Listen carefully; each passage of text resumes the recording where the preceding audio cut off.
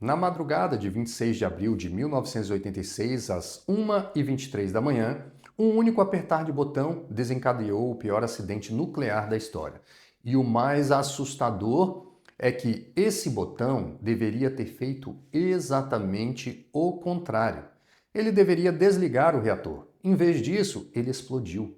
Para entender como isso foi possível, precisamos voltar alguns passos. Porque a tragédia de Chernobyl, ela não começou com uma explosão. Ela começou com um teste de segurança. A usina nuclear de Chernobyl ficava no norte da Ucrânia.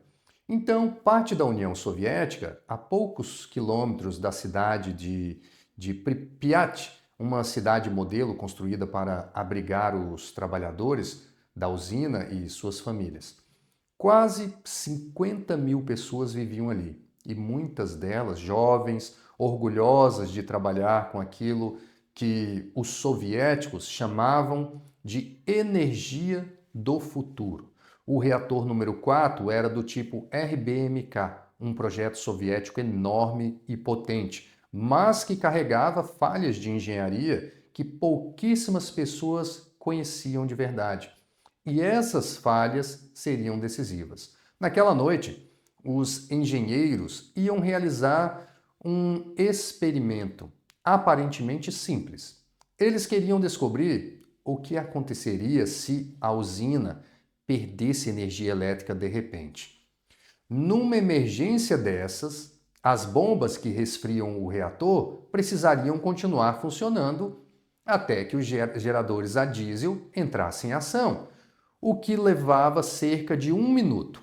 A pergunta era: durante esse minuto perigoso, a turbina, mesmo desligada, ainda giraria por inércia o suficiente para manter as bombas d'água ligadas? Era uma pergunta legítima. O problema foi como o teste foi conduzido. Ele já vinha sendo adiado e acabou caindo no colo da equipe da madrugada. Um turno menos preparado para o que estava por vir. E para fazer o experimento, os operadores precisavam reduzir a potência do reator, mas reduziram demais, rápido demais.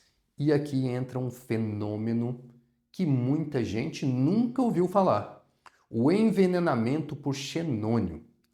Quando um reator opera, ele produz um gás chamado xenônio 135, que absorve nêutrons e sufoca a reação nuclear. Em potência normal, esse xenônio é queimado tão rápido quanto é criado. Mas quando a potência despenca, o xenônio se acumula e engasga o reator, dificultando muito mantê-lo ligado. E foi o que aconteceu. A potência caiu quase zero. Para reerguê-la, os operadores fizeram algo desesperado. Retiraram quase todas as barras de controle, que são justamente as peças que seguram a reação nuclear sob o controle, como freios. Eles tiraram quase todos os freios de um carro em movimento.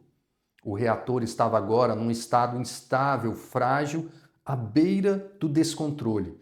E ninguém na sala compreendia totalmente o perigo que estava ali, porque o manual jamais avisara sobre isso. E então vieram as duas falhas fatais do projeto RBMK. A primeira é o que os físicos chamam de coeficiente de vazio positivo.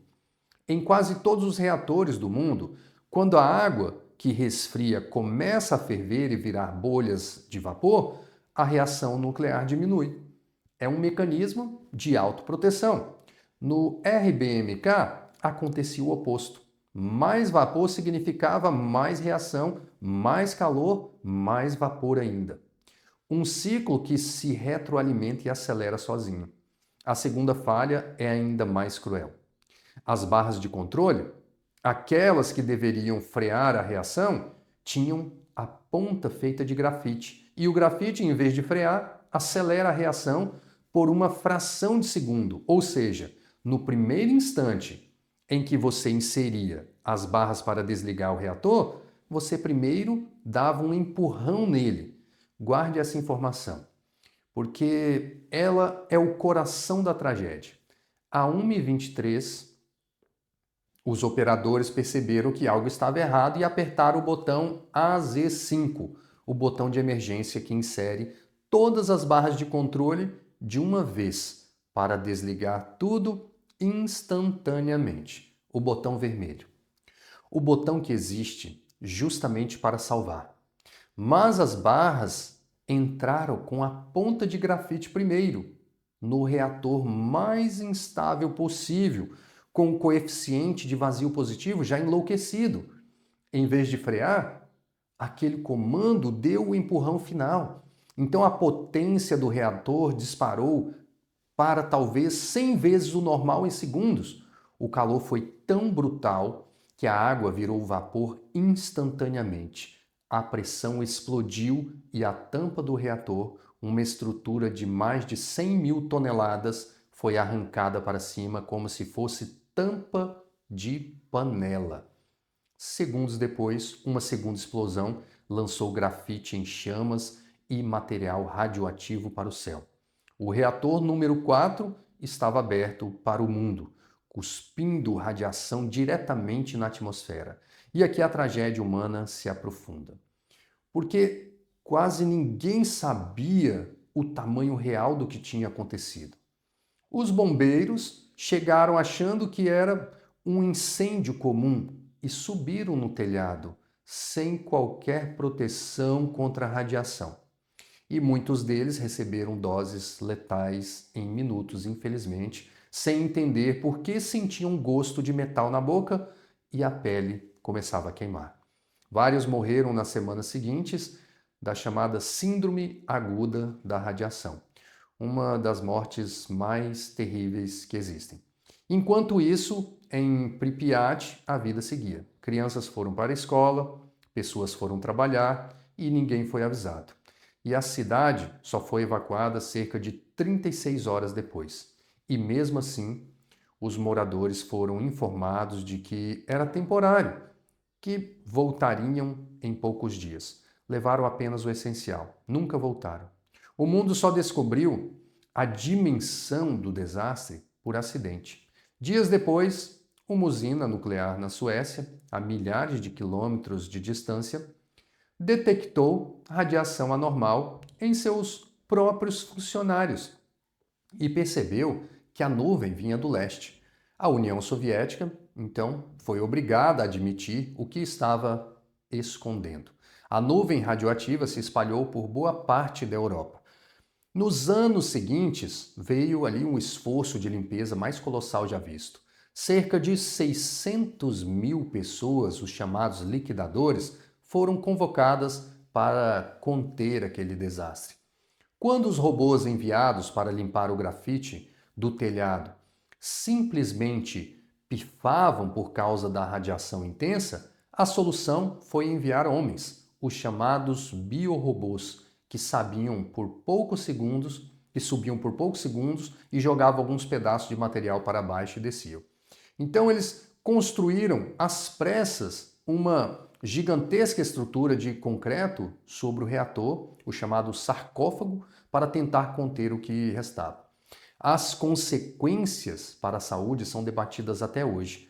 Além daquelas mortes imediatas, houve também um aumento comprovado de câncer de tireoide em crianças causado pelo iodo radioativo que contaminou o leite. As estimativas de mortes por câncer a longo prazo variam enormemente entre diferentes instituições. E essa incerteza faz parte da própria história de Chernobyl. Uma zona de exclusão de 30 quilômetros foi criada ali ao redor da usina e permanece em grande parte proibida até hoje. Mas a natureza fez algo inesperado. Sem seres humanos, a região virou um tipo de refúgio de vida selvagem, com lobos, cavalos selvagens e florestas retomando as cidades abandonadas. Em 2016, uma imensa arcada de aço, o novo confinamento seguro, foi deslizada sobre o velho sarcófago, projetada para conter a radiação por pelo menos 100 anos. Chernobyl deixou uma lição que vai muito além da física. Não foi apenas um acidente de máquina, foi o encontro de um projeto com falhas escondidas, de decisões humanas sob pressão e de um sistema que preferia esconder a verdade a admitir o erro. E talvez seja por isso que, décadas depois, a história de Chernobyl ainda nos fascina e nos assombra também. Porque ela nos lembra o que aconteceu quando o que acontece quando o conhecimento é tratado como segredo e não como responsabilidade e compartilhamento.